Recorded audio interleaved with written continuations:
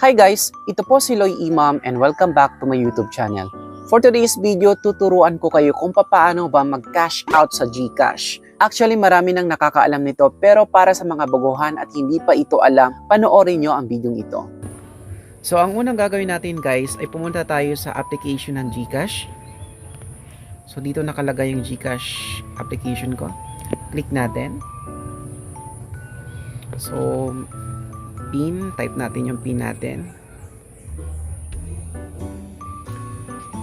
So ayan. So actually guys, wala po akong balance, pero since ituturo ko lamang sa inyo yung transaction dito sa loob ng GCash application kung paano ba mag-cash out.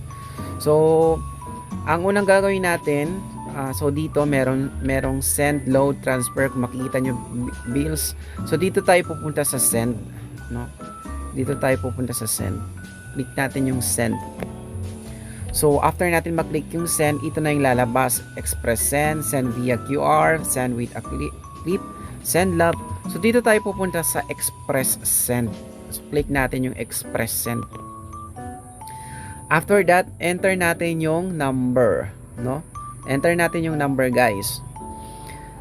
By the way, yung number na ilalagay natin dito ay yung number ng GCash remittance na pupuntahan natin kung saan tayo magka-cash out. So by the way, may reminder ako guys, itong GCash cash out ay dalawa po ang ibig sabihin nito.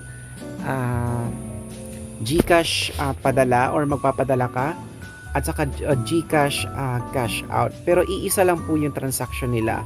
So hope na nagets niyo yun guys. Pag nandun na tayo sa GCash remittance, kukunin natin yung number nila kung saan tayo magka-cash out. So example itong number na nakalagay dito. Yan, click na natin yan para mabilisan.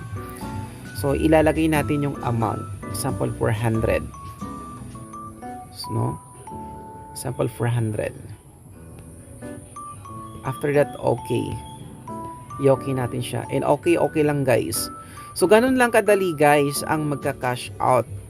Then after nito, merong magbibigay ng confirmation or picture dito na nagpapatunay na napadala yung or napadala yung amount na nilagay nyo doon sa number na ito guys. So ganun lamang kadali guys mag-cash out. Hope na nag-gets ninyo. Madali lang masyado guys. So kung bago ka pa lamang sa aking YouTube channel at kung nagustuhan niyo itong video ito, please paki-subscribe and click the bell para ikaw ay ma-notify sa mga susunod pa nating videong i-upload or tutorials. Maraming salamat.